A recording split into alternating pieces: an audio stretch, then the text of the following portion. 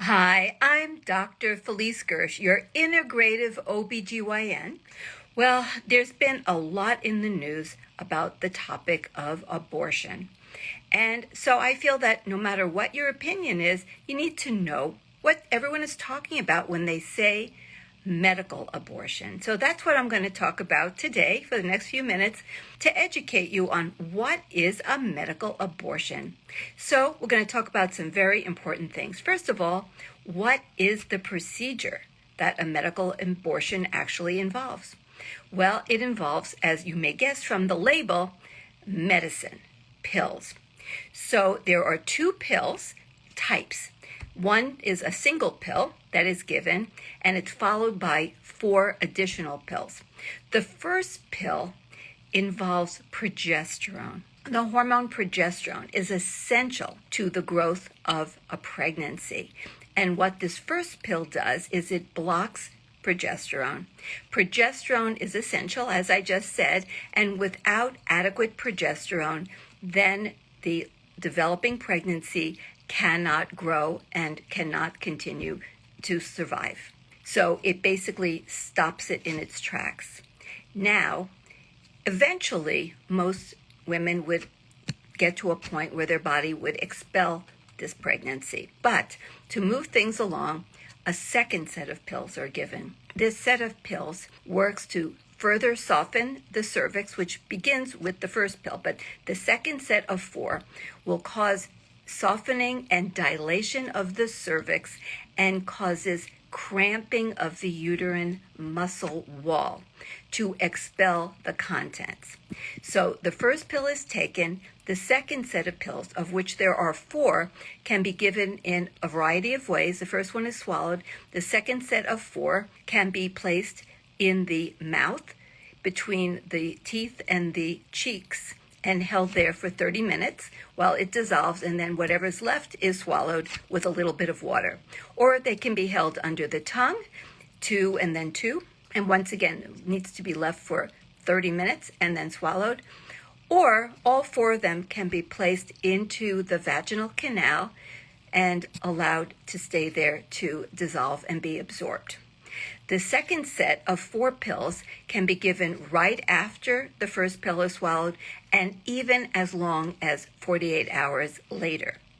The pregnancy will be expelled typically anywhere from 4 hours after completing the second dose of pills, the second set of 4 pills, or even as long as up to 2 days. If, however, no bleeding occurs within 24 hours of taking the second set of pills, then you need to call a medical professional because things are not right. It may be necessary to redose or to do the procedure surgically. So that's basically the foundation. You block the progesterone, and then you induce contractions, dilation of the cervix, and expulsion of the contents. Now, what about who this is for? It's not for everyone. It's for early stage pregnancies. So it's very important to date it. So if a woman has very regular cycles, it would be from the first day of bleeding of the last menstrual period until when you're going to start the pills should be no more than 11 weeks. Preferably no more than 9 weeks, because as you get further along in the pregnancy, the efficacy does drop. So the earlier, the better. There's less tissue involved, so you'll have less bleeding, less pain, less tissue to expel. So it's easier on the woman. You can give it up to 11 weeks. The efficacy will go down. However, if a second course of medication is given, the efficacy goes up to way into the 90 percentiles. Even, when you're dealing with up to between 9 and 11 weeks, it has high efficacy, but it can be more difficult. And it can be much more challenging for the woman to expel that much content of the uterine walls and the pregnancy itself. Better to do it early for anyone who's going to be involved in this kind of a process. Now, what about risks? Well, There are certain women that should not do this. If you have a clotting disorder where you do not clot properly, you would not want to do this unsupervised. That doesn't mean it can't be done, because certainly women have miscarriages, they have babies even when they have inherent clotting disorders, but we don't want anyone hemorrhaging, so it should be done clearly under very qualified medical supervision. If a woman is on an anticoagulant, that's a medication that reduces the ability of the blood to clot, then for sure she needs to have a medical professional, because what we usually do when, for example, someone is on a medication like that, say they had a blood clot, they have atrial fibrillation, there's something going on, they need to be on an anticoagulant, then we usually take them off that medication, for example, before surgery, then put them back on it afterwards. So definitely that should not be done without very close medical supervision, because we don't want people hemorrhaging. Life-threatening hemorrhage could be possible if you're not able to properly clot your blood. So those are main issues. Also, if by chance someone is allergic to any of the medications involved, that would be a problem. If a woman has an IUD in place, then that would be also a contraindication. The IUD would have to be removed if there's a string that could be pulled, or if the string has gone up into the uterine cavity, that woman would need to have a surgical procedure. You would not give the pills under those circumstances. And of course, as I said before, if you're too far along, that would not be appropriate. So what about side effects? The most common would be excessive bleeding, excessive cramping. Every woman is going to have bleeding and cramping, because that's what is involved in the process of expelling the pregnancy. But if it's excessive, if like a woman is soaking 2 maxi pads every hour for over 2 hours, that would be potentially excessive. If the bleeding just goes on for more than a day and it's just incredibly heavy during that time, she's getting lightheaded, dizzy, that could be way too much blood loss, then she definitely needs to get in touch with a medical professional or go to an emergency department. It's really important that everyone who gets involved in this knows when it's time to get help. If a fever evolves that stays high, like over 100.4, and it stays high for over a day, or gets much higher, like 101, 102, that would be a sign of possible infection. And so extreme bleeding, extreme pain, huge amounts of blood clots coming out, fever, you feel like you're going to faint, those would be, really significant issues.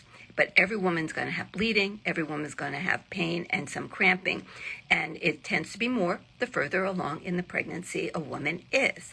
Now, because the drug is given that induces the cramping, it has some potential side effects, one of which it can cause a low-grade fever. Another is it can cause some nausea and diarrhea. So sometimes women will take a medication like ibuprofen or an anti-nausea medication about half an hour before starting with taking the first pill to help lower the incidence of nausea, vomiting, and the cramps. So that is one possibility that can be done. So those are really important things. What about some of the side effects you may have heard that are not actually true? For example, doing a medical abortion, would that increase your risk of breast cancer or dementia or some other long-term mental illness? No, it doesn't do that. In fact, the most common emotion that women feel is relief. Now, there are many reasons why a woman may undergo a medical abortion, and some of them are going to make her feel very sad. So these are things where women may need some counseling.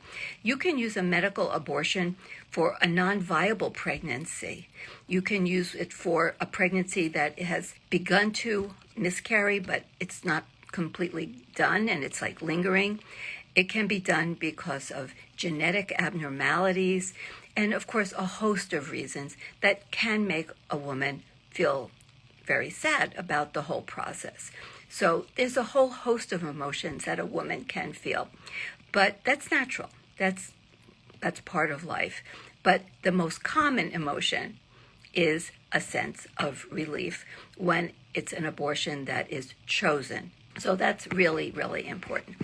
In terms of the timeline, most women will have it completed within a day. It can take up to 2. You can have continued bleeding and some light bleeding and light cramping for even up to 2 weeks as the tissue is expelled.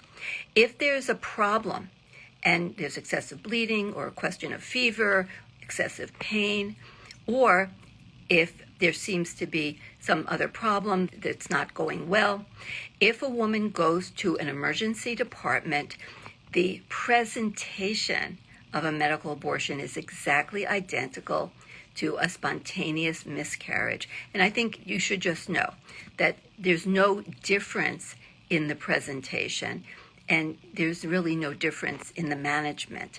So any medical emergency department in any hospital would have people there servicing the emergency department who know how to handle a miscarriage. Let's at least hope so, because miscarriages are incredibly common. So the management would be the same. So going into any emergency department would be appropriate if that's necessary, if a complication occurred. So it's really important that you know that medical abortions are generally incredibly safe and incredibly successful. It's like inducing a miscarriage, and the process is really virtually identical. And nowadays, most women, if we can, we try to wait when we know that a pregnancy is non-viable for nature to take its course and have a miscarriage occur. And sometimes we do help nature to speed things along with medication, similar or the same as with a medically induced abortion. So every competent OBGYN should know how to handle all of these issues, because this is what we're trained to be knowledgeable about. So life is full of challenges, but everyone needs to know, if they're going to talk about this topic, at least what is involved, so that they're knowledgeable, educated, and then every woman should have the right to make her own mind about what her decision would be in every health-related situation. So, but in order to make those decisions, you need to know what's involved, the risks, the benefits, the alternatives, and hopefully you have loving support to get you through no matter what a decision is that's made. So everyone, I look forward to seeing you again. Like I said, summer vacation is now over. Time to get back to work, to educate, to share stories and learning. Take care. Looking forward to seeing you soon.